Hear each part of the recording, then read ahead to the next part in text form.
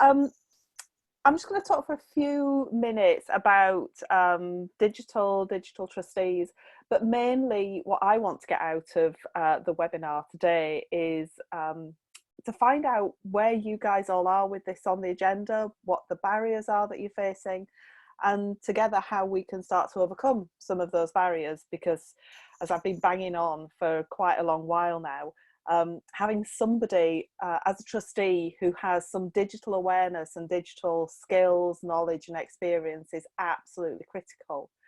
And so when I was preparing for this, I started with a question statement that I've been using quite a lot at the moment. If not now, then when? And in the light of the coronavirus pandemic, then this has to be one of the top things that organisations are thinking about. And so why? So the majority of organisations have moved to remote working. So there's an element of digital that sits there with staff teams, volunteer teams, keeping in touch, keeping things going. Most organisations have moved to, at least in part, new methods of service delivery. And now that the immediate crisis is over, actually having a little bit of headspace to think about, so where do we go forward from here? What are the continuing new models of service delivery that we want to take forward? Because they're not going to be the same as the ones that we've been operating under for the last 4 months. I think it's sometimes really easy to forget that what this past short time has been is a rapid emergency response. And what we've done in an emergency situation isn't what we would do through looking towards a new operating models. I'm trying not to use new normal because I think it's a god-awful sentence. We know that the next 6-9 months will be a blend of some of that response and some of that emergency response, as our communities and the people that we support and serve are going through different experiences. But actually we do have a little bit of time and need to be thinking about what that's going to be for the future, and how, as the ease of lockdown increases, how those models can be changed, and make sure that all the time we're going forward and not going back. Terrifyingly, I have heard organisations talk about, well, when this is all over and we go back to how it was before. That's not happening. That's not happening. That door should not be one that any of us wants to open. So remote working, new service delivery models, new ways of operating, new expectations on organisations from the people that we support, that all needs significant input from a trustee level, and how we can strategically navigate the waters ahead of us. We're moving from a health crisis to an economic crisis. And what does that mean for us? That means there are going to be more people that need our services. With more complex problems, there's going to be less funding around. There are going to be people who have different expectations of charities because they've not been in touch with charity services before. And there are going to be fewer public services around. So it's really critical that from that governance perspective, right from the top, that we remain relevant and we thrive to meet the challenges that are going to be thrown at us. And that really we are there to support people in communities for the long haul. So I'll finish as I started, if not now, then when?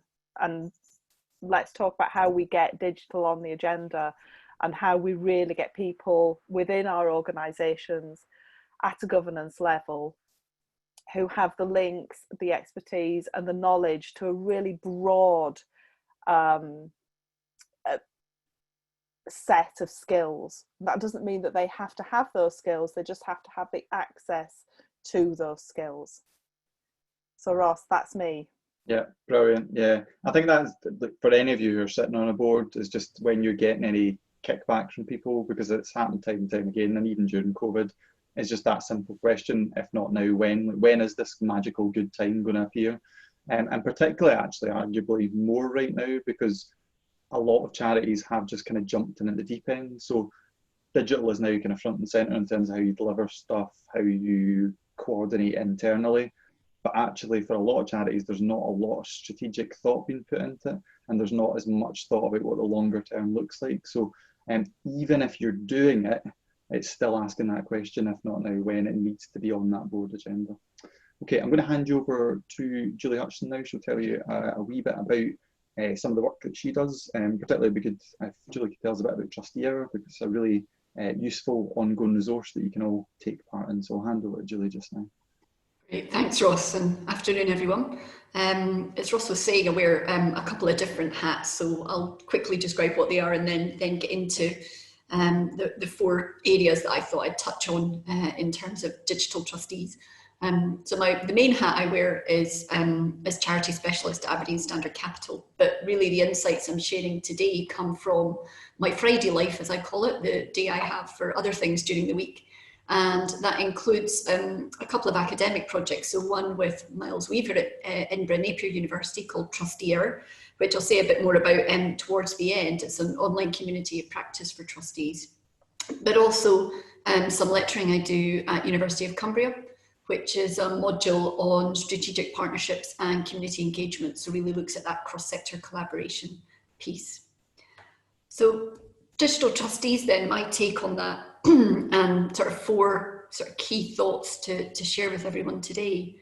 The first one is, don't underestimate the power of online in terms of helping you find a role. You know, for those of you on the call who are a trustee right now, you won't be a trustee of the organisation you're with now forever. So, and it's also unlikely that you're going to want to stop being a trustee. You know, once you get into the area, it tends to be one that you know, you want to stay involved in the sector. And so thinking about that next role, I myself found a finance committee role that I held on Twitter. That's where I saw it first advertised. So I am a walking advert for, if you want to reach me on digital, because that's more likely where I'll spot you.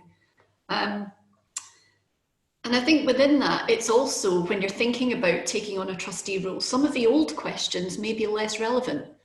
You know, thinking about physically, where is the charity located? Do I have enough travel time to get to meetings? You know, if meetings start at 5 o'clock or whatever time of day, can I get there? Well, board meetings are universally on this kind of format now. They're using Zoom, they're using whatever. And I know that it's an ongoing question that some boards are looking at. Is this now the way that board meetings will take place in future, as we all see the benefits of not having travel to get to meetings? And one charity I was speaking to recently that meets 4 times a year normally has already decided that for 2021, 2 meetings will be in person, if that's possible, and 2 will be online. So when one thinks of the barriers that sometimes there can be to traveling for whatever that may be, physical, care, work, whatever it is, I think this opens a whole new set of possibilities about the way that you can participate in a board where maybe you couldn't have before. So that's my first point about finding role and taking part. The second one is a sort of due diligence and risk management point. So if you think about when you're approaching an organisation or thinking of applying for a role, due diligence is really important. You know, doing your homework to understand as much as you can about the organisation, doing your research. And if you think about the research you're doing on the Oscar website, looking at the annual report and accounts, looking for any news stories, maybe adverse news stories you're wanting to understand a bit more about, and even looking at the social media channels of a charity, you know, that's all research you can do from your kitchen table. And understanding how to make the most of that online research piece then means that as a trustee, it gives you another lens you're looking through on risk management, because you're forming an opinion about a charity, about whether it does or does not have late filing on Oscar, whether it does or does not have good online accounts, what kind of news reports there are about the charity, and whether they have social media channels, and if they do, how they're using them. Are they just broadcasting or are they engaging? And so all of that informs not just a decision about whether you want to be involved in that charity, but also once you are, the kind of comments and contributions you might make that may introduce a totally fresh set of perspectives around risk management considerations for the organisation, both in terms of opportunity and risk. The third aspect to digital trusteeship, I think, is it offers a whole new way to be an ambassador for the organisation you're connected with. This could be even if you're a volunteer that you know in other project work for charity. It doesn't just apply if you're a trustee, But I think the way that you can share the activities of the charity, effectively you're promoting it. It might even be whether it's fundraising, whether it's just sharing success, project outcomes. These are all ways in which you can amplify the voice of the organisation that you're associated with. And that is valuable for a charity. And the final one is about tapping into the online community of trustees that's out there, and indeed the wider sector. Trusteer is a project that I began with Miles Weaver almost 3 years ago now, and we've had hundreds of thousands of impressions and engagements online. And what we find each month when we have a topic, and sometimes we do it in a collaboration with a charity, sometimes not, we have connected with people from all across the UK, and in particularly Wales, I'll say, as well as Scotland, with trustees who are sharing perspectives, asking questions, looking for resources. It's a really, I find it an absolutely fascinating area, because you're never sure quite what direction it's going to go in. And so for anyone who's not currently involved in taking part, we take a break over the summer, we'll be back in September. But the archive is there. There's some guest blogs on Napier's website that follow up on some of the themes. But it is a space that allows you to tap into things that are going on. And as ever on Twitter, you can choose to participate or just observe, depending on your level of comfort with these things. But it's a sign of one of the many ways in which being a digitally enabled trustee does allow you to tap into so much more, which over the last 3 months or so has never been more important, when many of us are unable to get out and about with the rules we're operating under. So in conclusion then, it can help you find a role, you can understand due diligence and risk management through a totally different lens, you can be an ambassador for a charity in a new way, and you can tap into an online community of practice of other trustees across the UK and indeed around the world. I'm really happy to answer questions. Back to you, Ross. Brilliant, thanks for that, Julie, that's really useful. Final person I'm going to hand over before kind of do a wrap up, and then we can have a chance for Q&A and a bit of discussion, is Tracey Bird. So Tracey was involved in I'm going to get this terminology right, was it the Scottish Third Sector Governance Code, is that right, Tracey? That's right. Yeah. God, I don't know how the hell I remember that. And you're also a board member of Women's Aid in, is it East Lothian? Mid Lothian and East Lothian, yeah. Yeah, cool. So I'm going to hand over to Tracey just now, and then I'll probably waffle for a minute or so, and then we'll have a chance for some more meaningful discussion, and you can ask all your burning questions of Tracey, Julie, Sally and I, and John and Maddie are here as well from SCVO. I'll hand over to you, Tracey. Thanks, Ross. You stole my introduction. So I also run the SCVO information service. So what I'm going to talk about is just really practical issues that I've had with trustees, boards over the last few months. As Ross said, I'm also on a board myself, so I've moved from the face-to-face board meetings to the world that is Zoom and Teams and all that entails, both good and bad. So I would say all trustees now are living in the digital world, whether they like it or not, and I think some are less keen. I've had a few virtual board meetings, and I think the good, you can be more agile, you can meet more regularly, you can meet at short notice, and you can make quicker decisions. And all of that's been vital over the last few months. The bad, potentially, I suppose, first of all, you've got to check that your constitution doesn't specifically prohibit virtual meetings. If it's silent on that, then go ahead. I think Oscar's pretty supportive of that, and the Charity Commission. But do minute your decisions and have a look at updating your constitution, making it more digitally aware. The legalities, good governance, they're all important. Might be boring, but if something goes wrong, you've got to get that right. So other things to think about if you are holding virtual meetings is that you've still got to have a quorum. So that's the number of trustees you need at a meeting to make a valid decision. And again, that should be set out in your constitution. And if you've got members, you've got to make sure that you're able to have your AGM virtually. And we're coming up to AGM season, and what will possibly be a socially distant world. I also think you've got to be realistic about what you can achieve in a standard 2-hour board meeting remotely. I have found that remote meetings are low on interaction, body language and cues can be missed, and it's really quite hard to read the room. So going forward, I do think we have to look creatively at how we can ensure healthy debate and good collective decision making online. A few things I've tried are a 5-minute socialising session in breakout rooms at the start with smaller groups of trustees, maybe meeting more regularly and having shorter meetings, and perhaps using a facilitator as well as a chair, because I think chairing an online meeting requires different sets of skills. So any digital experts that can think of ways of overcoming any of these issues, do let me know. And I suppose I've done the good and the bad, so the ugly, they're so tiring. But I suppose Zoom fatigue is out there. It's a common complaint across the world right now. So that's my rant over. A few positives I would see going forward. I think we're definitely seeing a change in the culture of boards, and I do hope digital can bring more diversity to boards. The average age of a trustee is 57. So if taking things online, more flexibility, if that offers a more interesting option to younger people, people of colour, people with disabilities, then that's great. I have heard for people with disabilities, it's a more level playing field for them online. So that's all good. I would say if you're going to recruit new trustees, digital trustees, make sure they get a good induction, a good board team. You've got to build up relationships, and board meetings need emotional intelligence and shared values to be successful.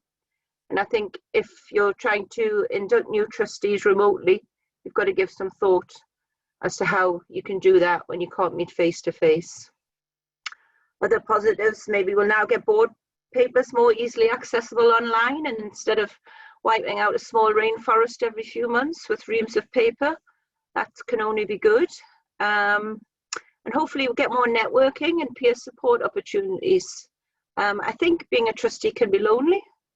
I would like to see more events like this and networks built, like the Trustee Hour that Julie mentioned, where trustees can share their learning and offer mutual support. And just one final thought, and I hope it's not controversial, Ross. The concept of digital trustees, I think we all need to be trustees that are digital now. So if you're going on a board because you have digital expertise, I suppose, remember that your role's so much more than that. You've got to provide long-term strategic direction, and you're not there to get involved in the day-to-day operations, be they digital or not. If you join a charity, you're going to have specific legal responsibilities as a trustee. So just make sure you're aware of all that your role entails, because you're not just bringing your digital skills and your background, although that's valuable. You're there to help the organisation stay true to its organisational purpose and its values and the interests of its beneficiaries. And you've got to be part of an engaged and effective board that makes good collective decisions. And that's pretty much all I've got to say. Thank you. Brilliant. Thank you, Tracey. There's some really good points there, actually. So in terms of board diversity, I've just put a wee link to changing the chemistry. So if you've not heard of them, it's worth going and having a look at, just in terms of board diversity and thinking about how to recruit for that. I thought Tracey's point at the end there was absolutely critical. There's this notion that you don't recruit a digital person and suddenly all that digital responsibility sits now with that one individual. So how do you spread that responsibility? How does that person help other people on that board understand where digital needs to fit in, how they make some of those strategic decisions? The other thing I thought you said, which was really useful, and actually I think a lot of boards are still getting their head around this, is the digital person doesn't come on the board to fix your broken digital things. So because your website's not been updated in 5 years, or you've never moved to the cloud, or you've got a really crap Twitter feed, that's not the job of that person who's just come on the board. And that sounds really obvious, but actually that kind of meddling in day-to-day work happens time and time again. What I would say is go and look at some of the support via the SCVO digital team or organisations like Digital for Good that Maddie's involved in. She might talk a wee bit about that when it comes to discussion points. But if you need more of that practical support, just ensuring that it's not that person on the board that's taking that responsibility. I think a good analogy with that is, you know, you've all got a finance person on the board. Every charity has a finance person, so whether it's an accountant or someone who works for a bank, there'll be a finance person. So you should be thinking about who is the digital person that's going to sit on the board. There shouldn't be a gaping void there, but equally what shouldn't be happening is you've got a finance person, therefore everyone else is negated of any responsibility around finance, and someone is embezzling money and the charity's about to go to the wall, but the finance person deals with the money stuff. It's not anything to do with the rest of the board, which is a really ridiculous concept. So the same thing should be applying to digital. How do you spread that responsibility and that understanding? across the board. A lot of the stuff that I was going to talk about has kind of been covered. I thought it'd be worthwhile just a few kind of final points when you're thinking about, for those of you who are on boards at the moment, how the digital person can help and where they can add value. I think that Sally's kind of always said at the kind of events that she's spoken at is trying to potentially find a digital all-rounder for your organisation. For a lot of the charities that are on the call today, you're maybe not at the point where you're really clear about the type of digital person you need, and particularly if you're a small or medium charity, someone who's a bit of an all-rounder might be the person who's going to add the most value. And for a lot of organisations who are maybe a bit further down that road, what I'd like you to think about is not kind of putting people in the silos of what your board thinks of digital as. And the two classic ones it goes into is IT support or social media or online comms. That might be useful for you, and it might be good to get someone with that background on, but just keeping an open mind. So through the Digital Trustees events, we've had people from service design backgrounds, people who are data analysts, people who are cybersecurity experts. So for some of you who are in this room today, it might be some of those specialisms that are going to be important to you. So keeping quite a broad mind when you're thinking about it. So I was just going to finish up just by saying a couple of points on how you can help the digital person get on board, and thinking about why they're there, and just some of the questions that they should be asking, or particularly if you don't have a digital person at the moment and you're tackling this as a board, what are some of the big questions you should be asking? The first one, which is really obvious, is just what is the problem we're trying to solve? Lots of charities have reacted very, very quickly during COVID and delivered very good services. It's now time to take a step back and to think, does this fit clearly within our memorandums of article? What is the problem we're trying to solve? And what we're seeing from a lot of charities is actually they're flexing and shifting their services depending on what public need is at the moment, which is fine in a crisis, but how does that impact longer term what you're trying to do? So the classic thing is, we're seeing there's a youth work charity in Glasgow that's doing amazing work, has fed almost 200,000 families across the city. Will they now become a food charity as well as a youth work charity? So there's some big questions that need to be asked at the moment about what is the long-term strategy that you're trying to put in place. Trying to understand how your users live their lives and how can digital help meet their expectations. So this came up the last DigiShift call that we had, was actually how few charities in the room had, in fact it wasn't a DigiShift call, it's a call that I'd done with the Rank Foundation, so it was with their grant holders, and there's about 60 grant holders in the room. When I asked the question of how are you understanding how your beneficiaries use digital in their day-to-day lives, out of those 60 people, there was not a single one who'd ever asked any beneficiary that question. So nobody had ever run a survey or sat down and got a group of 40 users in a room to have a conversation with them about it. If you're not doing that, you're making often wild assumptions about how people use digital in their day-to-day lives. So how are you going to build that in? Some really good tools. The SCVO digital site has a couple of tools on basic fundamental digital skills and some of the questions you can ask to understand that. So really good, kind of, it's broken down as a questionnaire. I'm sure John or Maddie will maybe cover that when it comes to open discussion. Another area, how are decisions made across your organisation? So Tracey talked about the fact that we're all just being chucked into Zoom. These types of calls can be very fatiguing, and if they're not run well, it can just be a person talking at you for ages, which ironically is what I'm doing right this second. So how do you build in that level of interactivity that Tracey spoke about, but also how do you build in collaboration tools that aren't just Zoom call after Zoom call after Zoom call? What does that look like for your organisation? Maddie is yawning at the moment, so that's a good sign that I should shut up in a second. Okay, well, we're talking about the digital skill set of your beneficiaries. Do you understand the digital skill set of your staff? Alarmingly, when I ask charities this question, 9 out of 10 of them have never run any kind of internal survey to actually understand what their staff's digital skills are. So how are you going to understand that? What's the training and support you're going to put in place? So if you've got someone on that board who's driving this stuff strategically, can it be delivered by that staff team or that volunteer team that you've got delivering those frontline services? Starting to think a wee bit more seriously about cybersecurity and ethics. Again, the cybersecurity stuff is starting to be seen more and more on the board agenda, and it's been taken more seriously. What I'd like you to all be thinking about is the ethics of some of the organisations and the platforms that you're using. So particularly at the moment, we're seeing a lot of charities pulling all their ad spending away from Facebook and taking a very ethical stance on that. What does your charity think of that? Have you ever spoken about digital ethics at board level? What are the types of conversations you need to have? And then the final one, and this is, I guess, just something when you're thinking about digital service delivery as a whole and where it sits in the board level, is being clear that you understand what is out there already. So what you're not doing as a board is sitting down in an hour or 2 hour meeting that is already crammed and has a massive agenda and thinking, right, we have a complete blank slate. What will digital services look like for our charity for the rest of 2020 and 2021? So having a much, much stronger understanding of what is out there already and trying to delegate some responsibility to that frontline staff team, or your chief executive, development manager, to start scoping some of that and looking at what best practice is in your sector. And if you're not doing it, why are you not doing it as an organisation, starting to challenge a bit more. Right, I'm going to shut up because I don't want Maddie to yawn any further, so I'm going to be quiet. I thought it would be useful, we'll open up for some just general questions and discussion, and then we're going to do something using the chat box to try and get some thoughts on where you're at with digital, your organisation. So does anyone have any questions for Julie, Tracey, Sally? Pat, do you want to come in first?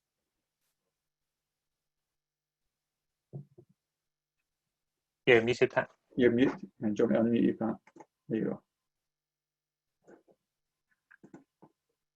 Can you hear?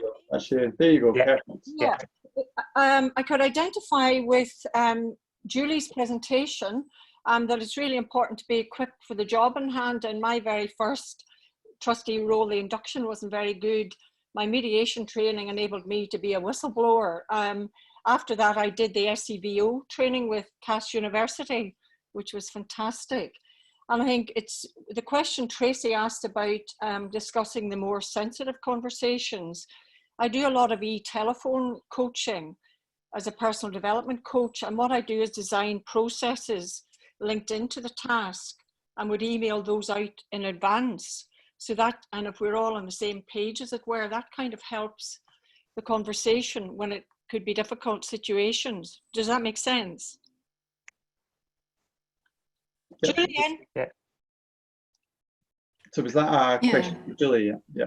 Yeah, I mean, I would say that something I've noticed in terms of, you know, the way in which you might be hosting workshops or, you know, discussions online, it needs a bit more framing, it needs a bit more prep, you know, your comment about sending things in advance. Yes. It does need more thought and more prep. And sometimes actually, and this is an accessibility point as well, even though you can have these very fancy ways of screen sharing and all the rest of it, I've found that actually emailing things in advance and allowing people the choice of, do you view on 2 devices? So you've got your documents on 1 device and you've got the visual bit on another, which of course assumes that somebody has 2 devices and, you know, never mind the financial aspect that supports that. But the point being that I think some of the very fancy stuff can actually be a bit exclusionary because it doesn't allow people to change the size of the text on the screen or all of these sorts of considerations. So I think your point about the prep beforehand is essential. Thank you. Ross, Julie. Sorry, on you with Sally. Yeah. I think you're right, Julie, in terms of more thought, but I also think it's different thought. And I think it's a really fantastic opportunity to not just digitise what organisations do and how they've always done it, but actually to do some rethinking and to think differently. None of us love sitting in a 2-hour meeting, just stuff going through papers because we have actually only glanced at them half an hour in advance, and actually to think about different ways of engaging people and how to make that engagement stick and how to encourage the quiet reflectors to come in and, you know, being able to use different bits of the technology to allow different people to make contributions in ways that they feel really comfortable. And that they can contribute to the organisation. So yeah, think differently would be what I might suggest. Yeah, that's a really good point, Sally. The boards I'm on, they've used electronic papers for probably like 7 years now, so quite a long time. But actually what they have done to some extent is they are digital facsimiles of the old paper board packets that went out. And I think one thing another trustee said to me recently is with digital channels, you tend to forget which meeting was about which, because you're not going to a particular place and sitting in a particular seat. So your ability to retain, what did we decide that last Wednesday, or was that on Tuesday? Has sunk a wee bit. So I think that speaks in favour of like crisper, sharper papers that really get to the heart of the issues, rather than massively long papers that are hard for trustees to get through or to engage with as they're making decisions. Yeah, and I think that's a really good point, John. I think there needs to be a bit of a pushback. This has actually happened on a board that I'm on from another board member, asking for more succinct bullet point style content, because actually you can't absorb the level of content that's given to you. You can read it, but you're not going to be able to absorb it and actually make any kind of meaningful decisions off the back of it. So sometimes it's those small, subtle changes that can make a huge difference. The person who is called Email Newsletter, I'm not sure your actual name or where you're from, but you can intro yourself in a second. You had your hand up for a while. Hi, I'm John Beaton. I've been corresponding with John, Ross. sorry. I will get back to you on the other thing. Oh, sorry. I didn't notice you, John. No, it's all right. I don't know what it is. I lost my link, so I wasn't very digital, was I? So I had to re-register at the last minute. My question is kind of throwing it out there a little bit. We've just formed a two-tier scheme in Highland as a growth of Inclusion Scotland, and I work for them as a Highland Policy Engagement Officer. But I'm also a trustee of the Community Development Alliance Scotland. And both roles have made me think about what role does civic technology play for charities in terms of engaging with their membership, or indeed that wider community of interest, identity or experience, because there's obviously an advantage with them being dispersed across a geography rather than having that geographical locus. So does anyone, or has anyone been looking at this as an active work stream with anyone? Obviously Scottish Government haven't decided on a platform as yet, nor has the Citizens Assembly, but local authorities have pretty much settled in council at COSLA's advice. And there's been some use of DLib and other things that are out there commercially by Scottish Parliament in terms of inquiries. Indeed, the recent wellbeing inquiry was using a tool called Your Priorities. Not all of them are accessible to disabled people, which is the organisation I work for.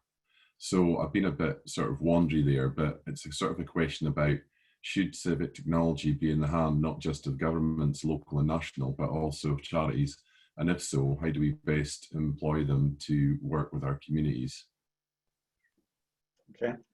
Anyone want to pick up on that question from John? It's a very big question. Yeah. John, I guess throwing it back to you slightly, do you have a sense of other countries that are getting this right, and there's a model that works particularly well that you'd like to see Scotland adopting, or the rest of the UK adopting? It's quite tricky, Ross, because there's quite a few tools out there. It's about between 30 to 40 digital tools that have matured in different ways. Some of them are just for online participation. Some are designed for deliberative dialogue, which suits collective decision making for boards. Some of them are simple polling tools, and some of them are very sophisticated, like Citizen Lab. Citizen Lab seem to be the leading one internationally. But I suppose the reason the question is broad is I'm at that stage in the project where I've moved into the digital stream, and you're getting these sort of broad questions, and it's trying to pull together a sort of community of practice type model to drill down. I am in talks with Scottish Government about piloting one of the tools who have offered to sponsor me for my annual summit this year, which was cancelled because of COVID. But the problem you've got with exploring your question is that the majority of these tools are monetized in our commercial operations. So you've got that kind of ethics problem that then also builds in to whether you should be engaging with that organisation. What's its equality and diversity policy? What's their social responsibility policy? And then if they don't have it, but they're the best tool, what do you do about that? So there's lots of questions coming out of the questions. So I suppose what I'm looking for is people who want to explore the question and start breaking it down into something meaningful. Yeah. Well, that's, if you want to get in touch with me or John or Maddie after this, we can maybe kind of help amplify that. And if you're wanting to bring people together to have that conversation, I'm sure there'd be a lot of people in Scotland and beyond that'd be interested in that. So yeah, we'd be happy to help, definitely. Thank you very much. Okay, there was someone else had their hand up. Jackie, do you want to jump in?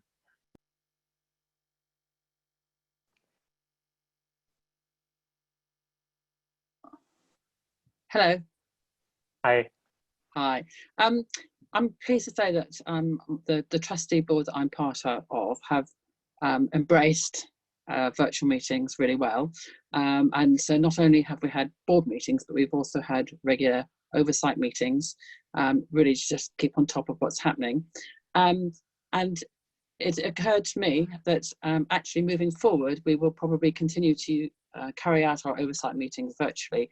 And I think it's important we put in place some terms of reference or house rules around how we use Zoom or whatever else we're using.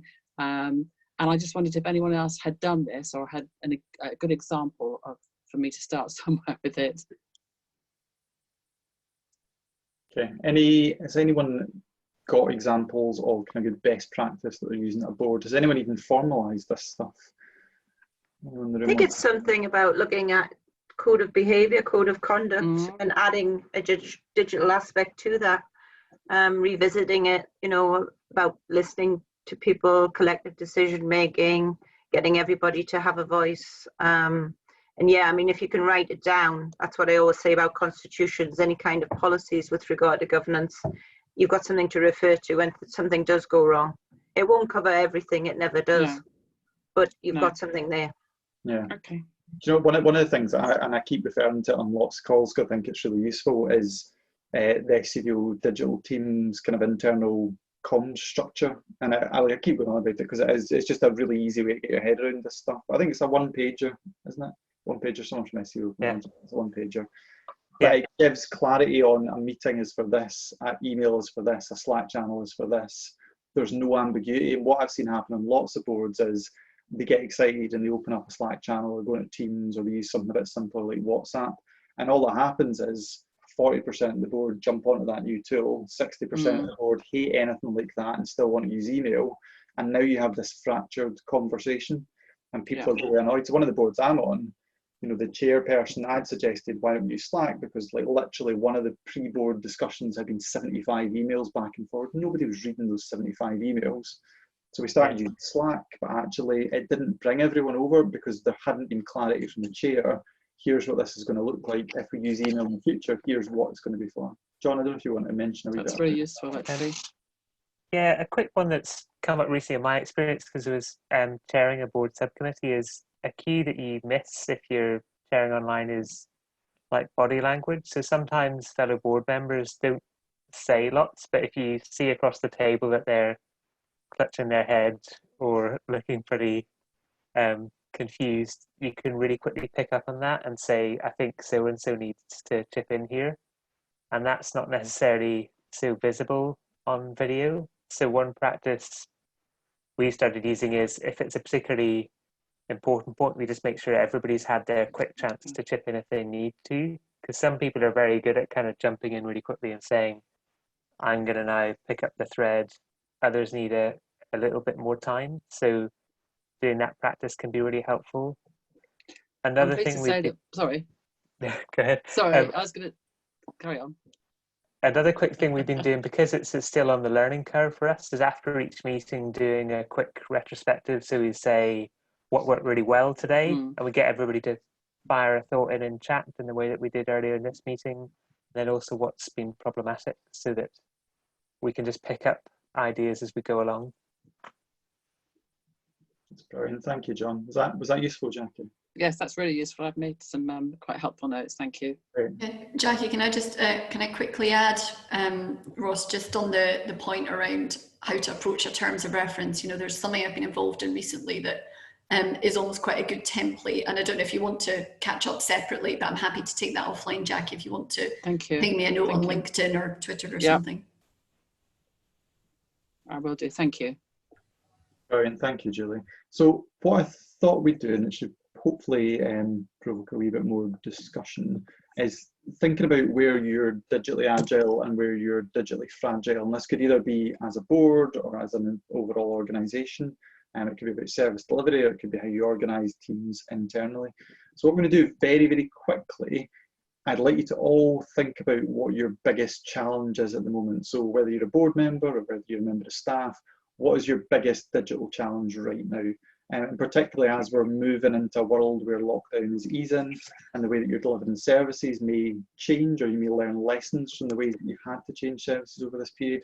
What's your biggest challenge at the moment? So what I'd like you to do is type it in the chat box. We're going to get you all to press return in a wee second, so hold off pressing enter. So we'll give you about 30 seconds to write that in. So what is your biggest digital challenge? And it can be about service delivery, it can be how you make decisions strategically at board level, it could be about how you communicate internally, whatever is important to you right now.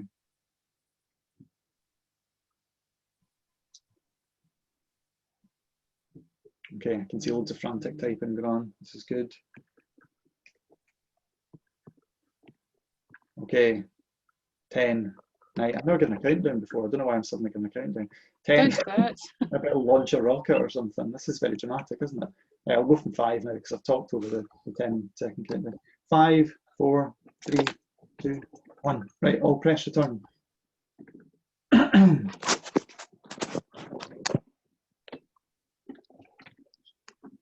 Okay, I'm going to mute you because you're on the move. There we go. Okay. Okay, John or Maddie, anything there that stands out for you in terms of challenges?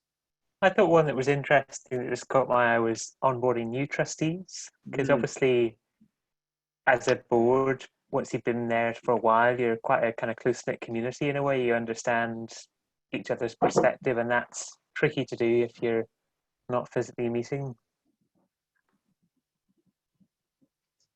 And I think somebody else had flagged about if there's an older demographic, that could either be service users or fellow trustees, and maybe they're facing more or less familiarity with digital channels. Yeah, it's a really good one.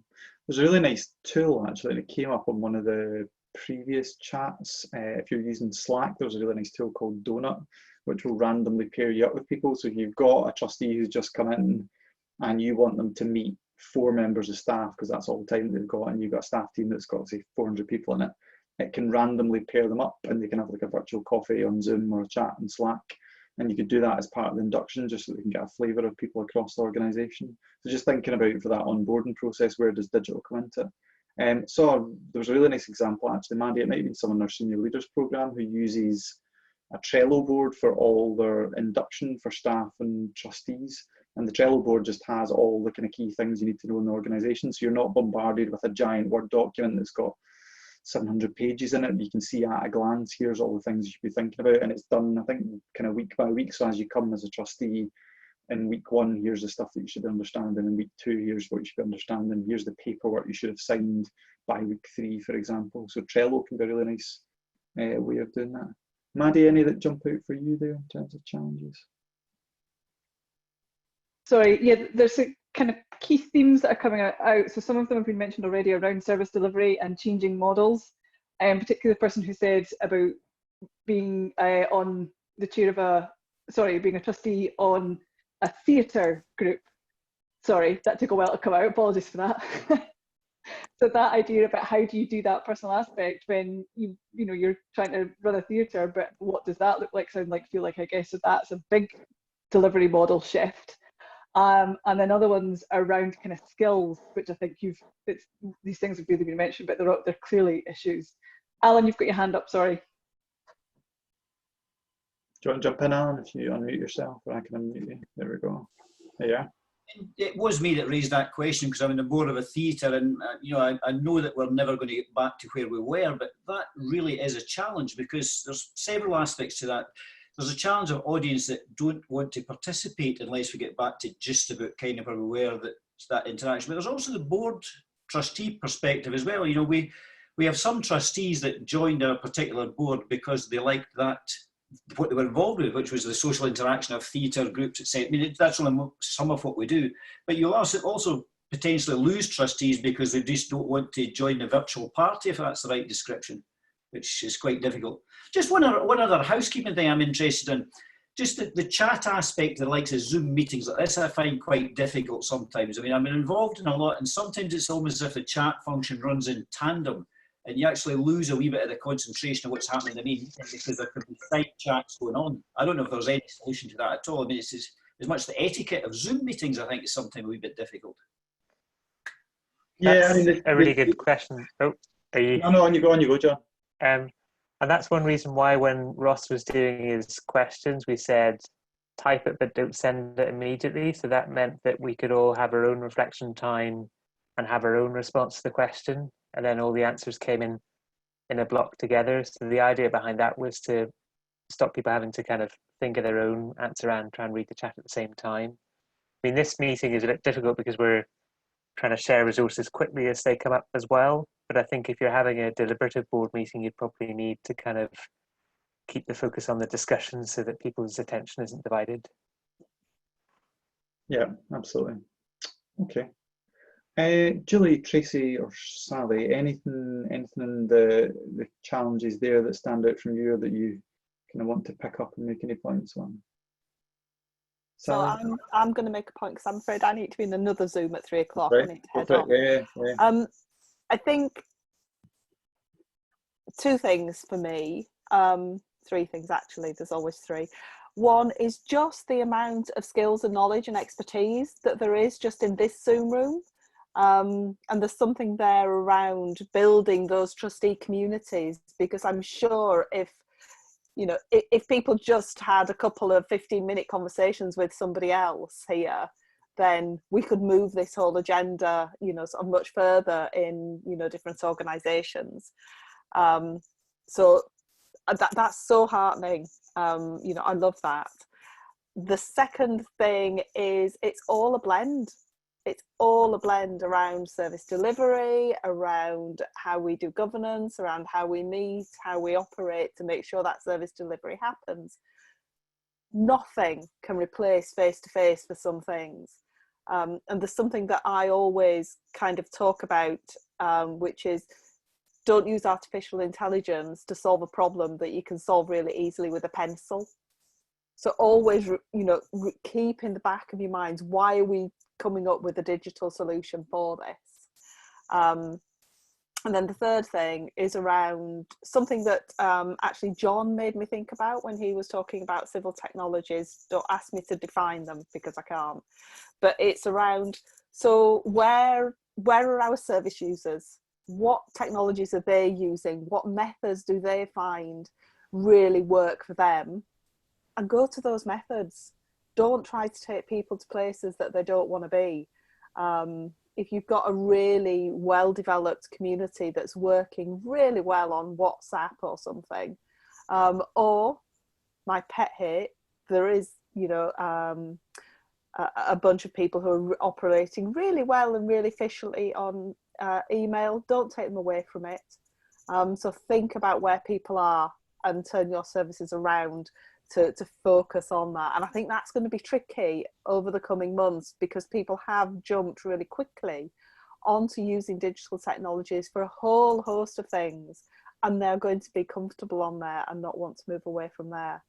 And on that, I'm going to head off. But if anybody wants to talk to me about any of the trustee issues, then please do. You can find me on Twitter. I'm at SellyLD. You can find me via the SCVO website. Always happy to have a chat about this stuff. Brilliant. Thank you. Thank you. Thank you. It's been lovely to be with you. Bye.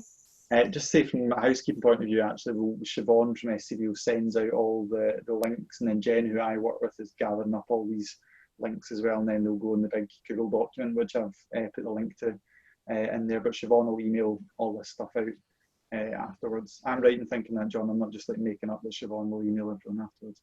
Yeah, we'll collect that together. Maddie's like, no. Okay, so I thought there were some really good points made there by Sally, and that kind of really critical one is what boards shouldn't be doing is that rush to treat digital as a procurement exercise or that rush to build something. And just the amount of boards that have been essentially hoodwinked by organisations, and it might be hoodwinked financially, or it might be hoodwinked by someone who's going to volunteer their time, but convincing you that the first step is building something is kind of ridiculous when we know that most charities don't even understand how the beneficiaries are using digital in their day-to-day lives. And that's that point Sally made. If you're a charity that delivers around a specific health condition and all those people are in a clunky closed Facebook group, that's the place that you should be, not trying to force them all to come onto that app that you spent £40,000 building that nobody wants to use and nobody's going to download. Okay, what we're going to do, because we've got a couple of minutes left, we're not going to end with just your challenges. So what I'd like you to do is type out very quickly, what is the biggest digital success of the last few months? What is the thing you're most proud of in terms of your organisation? And it could be how you've come together to make decisions as a board. It could be about changes to the way a frontline service has been delivered because you can't do it face to face. So what is the thing you're most proud of over the last wee while? And it could be digital, or it could be something else about decision-making processes. So what's the biggest digital success? So where have you been digitally agile? And if you stick that in the chat, and then we'll press return, and we'll see those kind of flood in. We won't have a huge amount of time to discuss any, but I just thought it'd be good to have a look at those. Okay, right. If you want to press return, if you're still typing, don't worry, press return. Okay, trustee members' willingness to try something new. Online meetings, which is good. Growth of our digital trustees, building our Facebook. Adapting our services, Katie's saying. Yep. Okay, increased social media, getting more volunteers involved, which has been good. Excellent. Okay, some amazing stuff in there. Flexibility of our team and moving key services online quickly. Help for Heroes, able to bring external experts to advise via Zoom. Too difficult before. We had someone actually on a call previously who, I think it was a rare blood conditions charity, and actually they've started tying up with global experts in the field of that health condition and offering kind of basically group Q&As with people who, would usually charge tens of thousands of pounds to speak at some global health exposition, and now they're able to do that stuff on Zoom. And what's interesting about a lot of this is most charities could have been doing this pre-COVID. COVID is the thing that's plunged them into the ability to think about doing this. Is actually there's nothing stopping you doing this prior to COVID. So I want you to think about how does that tie in with what you're trying to do long term and making sure you don't lose some of this stuff, and how does it blend with that face-to-face approach that you're taking. Megan from Bike for Good, teaching bike maintenance online. So we had Greg who's on our senior leaders programs talking about that, and just he was, I don't know, it's probably fair to say, Maddie, he was terrified initially because you've got a very physical thing which is bicycles, and you've got cycle training and bike maintenance, and the sheer terror of quite a broad staff team, how do we deliver this online? And actually that big shift that your organisation's made, and yeah, it's incredible. Okay, a level playing field for service users who couldn't get out and about before anyway. It's a real, in fact, we should probably end on that point from Helen, is seeing this as an accessibility issue. So not seeing face-to-face as a gold standard that you're all aspiring to get back to once coronavirus ends, but actually thinking about, for a lot of people who work with you, digital is the way they want to access your services. It's not a second best. For a lot of people, this is the way they want to access your services. So just keeping that in mind when you're thinking about it. Any final points, Julie or Tracy, that you want to make, kind of picking up on some of this kind of nice stuff that's been going on? I think one final reflection from me would be just the interesting point made about induction of new trustees and how do you make that a great experience. And I think there's probably, that could be one that we revisit during a trustee year one, because I'm sure there'll be some really good experience to be able to share on that. So watch this space. Brilliant. Tracy, any thoughts from you? I would just echo Sally's point about building networks for trustees, peer-to-peer support, shared learning. I think there's a great opportunity to do that. Yeah, absolutely. Yeah, absolutely. Ross, I've just, sorry to interrupt you, just last point. Tracy mentioned that she was involved in the Good Governance Code, so I've just put a link up to it in the chat box for everybody. And there's also a governance checkup where you can go and actually see where you sit and where you fit with these kind of things. So it's just that's a tool that's there, and it's it's a starting point to actually look at, find out where you are, where do you go from there. So it's always good to have that level of information. So please do go and have a look at that. Brilliant, thank you. So I'm going to kind of finish up a couple of things. So I've just put a link there in the chat to the next DigiShift call that's coming up. So the next one is on digital safeguarding. So it's a really important area, particularly for those of you who are on boards or working with your board, is what is your understanding around digital safeguarding. So we've got a couple of people who've been working with the Catalyst to talk about a new tool that they've launched. So there's a DigiSafe tool. They've shamelessly stolen our terminology, but that's okay, we'll let them off because it's a useful tool. but it's got, I think, a kind of 6-step guide on online safeguarding. Really, really useful tool. And they're going to be talking their way through that tool. So if you want to come on that, if you're interested in that, do please join us for that call. The other thing just to say is we have free training coming up. So the next one is actually with Maddie. So the next one is going to be on the 6th of July on working better. So how you can use tools like Slack and Teams and other instant messaging options. So I'm just going to put the link to that free training in the chat as well. So if you open that up, you can book on using that. We've got a few other sessions coming up over the next couple of weeks as well. John or Maddie, is there anything from SCVO's perspective you want to highlight? I think just that there's a lot on our website. So if you go to scvo.org.uk/digital, you'll see all the materials we're putting together off the back of these calls, and then other sources of support we can offer. A quick practical thought I was just going to offer was, I think somebody asked about what if we've got a chair who's got difficulties with internet connectivity. And I think one really practical tip I would say is, when setting up a board meeting, have somebody as a tech host or a tech steward so that they have that responsibility, so your chair can just focus on running the discussion and not having to look after the practicalities as well. I think that can really help, because then they're not worrying about the technical side as well as the substantive side. Yeah, that's a really good piece of advice, actually. Yeah, trying to run a large-scale Zoom call without some kind of support is almost impossible. It generally goes badly wrong, to be perfectly honest. Great, so I've put just a hashtag actually for trustee. I think I've got the right hashtag, isn't it, Julie? I've got the right one. So just if you're on Twitter, that's worth checking out and joining that community. And just to echo what Maddie said about the resources that Tracey and other people in SCVO have got around good governance. There's some really useful stuff in there that's practical, written in plain English. So thank you to our speakers. So Julie, Tracey and Sally had to leave us a wee bit early. Thank you very much. Let's give a virtual clap. It's not a virtual clap, that's an actual clap. These are my actual hands. These aren't emojis or anything. And if you want to join us in the next